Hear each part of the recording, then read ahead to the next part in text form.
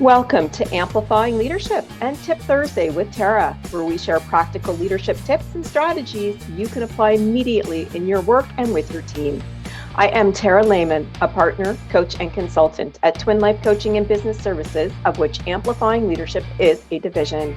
I hope to bring you some information or a key takeaway you can use to build, enhance, or grow your leadership skills with Tip Thursday with Tara.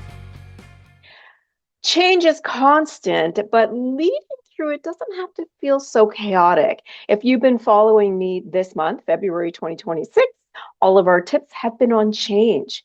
And I want to help you out with something that I tell leaders to do this a lot. What if I told you that spending just 10 to 15 minutes a week reflecting on the leadership and the change management from the previous week could save you hours of stress and confusion and your team? So I'm going to share a simple habit that helps you stay ahead during change, whether it's small or big, because remember, it doesn't matter the size, people fear change, and it will help keep you grounded and your team grounded too. So again, if it's a change that's a new process, a shifting role, maybe it's something large like a massive system or a move, or even an unexpected challenge. We all know things can move really fast. One week we're rolling out that new initiative, and the next week we're troubleshooting all the unintended issues and consequences. It's easy to get caught in reaction mode. We respond to those emails, we're solving problems as they pop up, and we're trying to stay on top of everything else. But when we only react, we do miss signals from our team or even from ourselves sometimes that we are not seeing. And that's where a weekly check-in habit can come in. So this week, I want to share a tip about a Friday leader check-in, where every Friday you take 10 to 15 minutes to really step back and reflect on how did your week go during whatever change is happening. And you can focus on a core question here. What signals from my team this week tell me how the change is landing? It sounds like a really simple question, but it's extremely powerful because leadership isn't just about making the change happen. It is about noticing those subtle cues and not just obvious outcomes. So here's a couple things to consider when doing this. Number one is observe behaviors, not just the words. So during your reflection, don't only think about what your team said in meetings and emails or what they didn't, but did you watch for what they did? Did people follow the new processes? Were they hesitant or fully engaged? So here's an example of a leader I've worked with recently, rolling out a new scheduling system. And in the meetings, everyone just nodded, was either silent or said, sounds great. But later, the team really started missing things and deadlines. And when we dug into it a little bit further, the leader did realize that this silence or this sounds great wasn't actually about agreement. It was actually uncertainty. And we dug down even further, and it was lack of training on the system that the team was missing. So sometimes observing behaviors and not just words can signal earlier that something is not landing with people. Another thing is to look at outcomes and not just the effort. Remember, progress isn't just about how much effort people put in. It's also about whether small changes are actually moving the team forward. We want to celebrate those micro wins, and this needs to be part of your reflection. What is it that I can celebrate even subtly with people? Did someone successfully use a new process they were hesitant to try?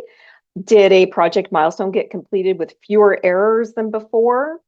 Highlighting small wins or micro wins reinforces really good positive behavior and momentum to keep moving the change forward. And remember, your team notices what you notice as well. So a quick acknowledgement or a shout out can really have a really big impact, even if it doesn't feel like it will. Also, during this reflection, you need to look at your own leadership. So for example, questions you could ask yourself are, did I communicate about change clearly this week? Did I share what I know and don't know? Did I model calm, clarity, and confidence around it? Leadership is much about what you do as a behavior as it is about the process that you're implementing.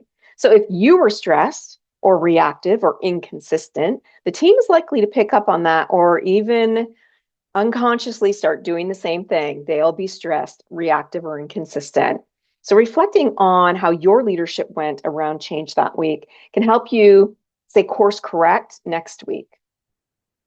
Then one thing that you do at the end of this reflection is really pick that one small action that you can take forward for next week. So maybe it is because you missed highlighting a micro win that you're going to do that next week. Maybe there was confusion. So next week you're going to make sure that there is a clarification around an instruction or something that you gave them.